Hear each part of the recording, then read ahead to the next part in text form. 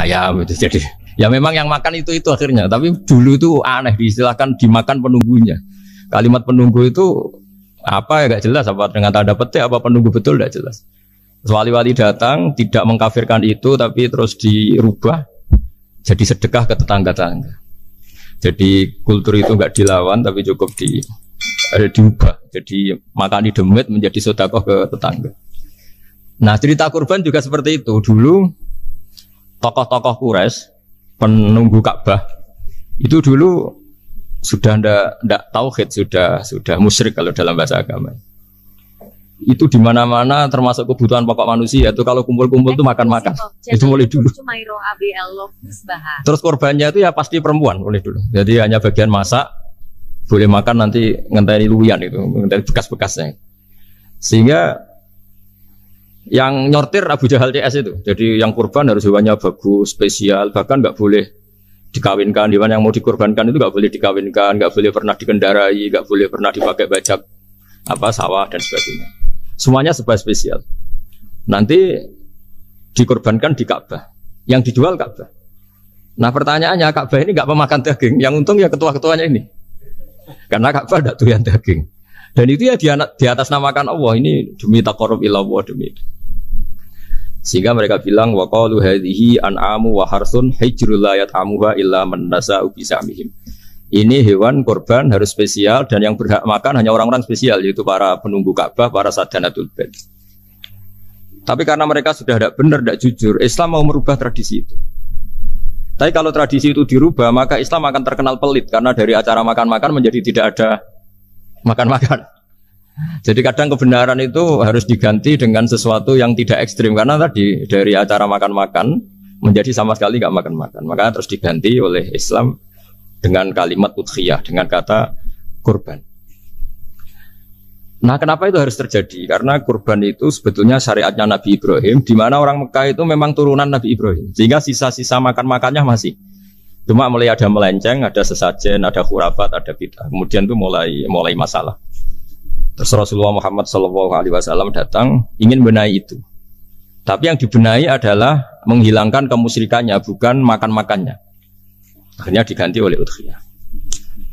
Nah, kenapa ada kurban? Kalau dalam banyak literatur, Nabi Ibrahim alaihissalam itu Nabi yang paling dengan tanda kutip mengklaim kalau beliau itu orang paling sayang kepada Allah, paling dekat kepada Allah. Nggak ada yang dicintai selain Allah. Beliau memaklumatkan itu baik secara lisan maupun di gemuruh hatinya, di bisikan hatinya, di detak jantungnya, pikirannya seperti itu. Pas itu beliau belum punya putra karena beliau termasuk lambat punya anak. Suatu saat ditakdir punya putra yaitu Ismail. Pas seneng-senengnya jalan, pas seneng-senengnya punya anak, sama Allah disuruh nyembelih. Anak kamu harus kamu sembelih. Ibrahim kaget. Kenapa ya Allah? Kamu adalah orang yang sering ngomong bahwa yang paling kamu cintai saya. Tapi setelah ada anak kamu, kayaknya enggak. Protes Nabi Ibrahim, Pak. Yang benar Gusti, iya harus anak kamu. Karena beliau kadung janji, kadung komitmen yang paling dicintai Allah, tidak ada yang lain. Saya akan mencintai engkau ya Allah, meskipun harus mengorbankan anak saya. Singkat cerita, terus disyariatkannya korban itu. Ketika Nabi Ibrahim berkomitmen melaksanakan perintah itu, Ismail juga mau nurut, terus sama Allah diganti oleh hewan kurban yang bernama kambing. Sehingga versi cerita itu bahwa Allah akan maklumi ketika orang mencintai Allah secara serius, bersamaan dengan itu orang juga mencintai anaknya dengan proporsi masing-masing. Itu di khazanah-khazanah yang saya baca. Versi kedua, tapi ini nanti nggak perlu dipertanyakan, itu versi yang paling baik, yang paling benar gimana? Yang tanya juga bid'ah, yang jawab juga bid'ah nanti. Karena itu wilayah yang kadung terjadi. Jadi kalau dalam ilmu hadis itu, kalau kadung terjadi, buat kamu unggulkan yang mana, tetap saja yang terjadi hanya satu, mau kelewat. Beda dengan istihad solusi. Karena mau terjadi ya kita uji coba. Kalau nggak cocok yang A ya cocok alternatif B, alternatif C. Kalau sudah kelewat, mau gimana? Kalau salah ya salah aja kan. Versi kedua begini. Semoga versi kedua ini yang benar. Kalau ini benar, keren. Nabi Ibrahim itu memaklumatkan diri. Kalau dalam bahasa Arab itu iddia itu mengklaim bahwa dia adalah orang yang paling sayang terhadap makhluk Allah, semua hamba Allah. Terus beliau diterbangkan ke langit. Diterbangkan ke langit, ke alam malakut, ya tidak usah ditanyakan, tanya terbang gimana, nanti ribet nanti itu. Setelah diterbangkan di langit, wa kadzalika nuri Ibrahim malakutas samawati wal ardh, diperkenalkan alam langit, terus dipertontonkan. Itu ada sekian hamba Allah yang nyabu, yang ngefly, yang dugem, pokoknya yang maksiat-maksiat itu. Ibrahim ditanya sama Allah, gimana itu mereka menurut kamu? Damirhum, habisi saja ya Allah. Mereka makan rezekimu, hidup di bumimu, tapi mereka tidak mengindahkan engkau. Matikan saja. Sama Allah diturutin. Jalan-jalan lagi sampai 3 kali peristiwa tempat-tempat maksiat itu dihabisin sama Nabi Ibrahim. Beliau minta sama Allah supaya itu dihabisin. Singkat cerita, terus beliau diturunkan sama Allah. Setelah diturunkan, ya Allah tidak jawab, tidak apa. Allah itu punya sunnah, punya tradisi. Dengan nabinya itu tidak jawab. Suatu saat Nabi Ibrahim disuruh bunuh anaknya, disuruh nyembelih. Protes kan? Huwa samratu fuadi. Ini kekasih saya, putra saya. Kenapa engkau nyuruh membunuh? Terus kata Allah, kamu udah ingat di malam kamu saya mi'rajkan melihat hamba-hambaku dan itu yang bikin aku dan saya cinta sama mereka yang bikin saya. Kamu enak saja minta dibunuh. Sengkirian gantian saya yang minta kamu udah nurutin gitu. Kamu pas minta saya tidak tak pikir langsung tak turutin. Kenapa saya yang sekarang minta kamu mikir, tapi huwa samratu fuadi, itu buah hati saya. Dan memangnya makhluk-makhluk itu makhluk siapa? Saya yang bikin. Kamu enak saja nyuruh bunuh. Nah semenjak itu jadi kearifan kita. Makanya ada guyonan di dunia kia itu, ada anak perempuan, kan nggak lazim ya, perempuan pakai GL Pro kalau dulu, mungkin sekarang pakai Ninja, pakai celana jin.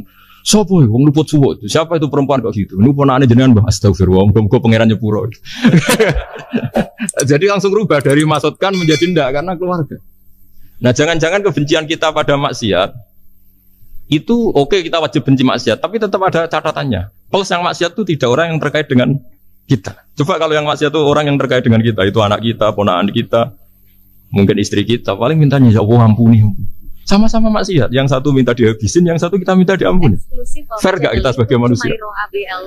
Tidak fair. Tidak fair.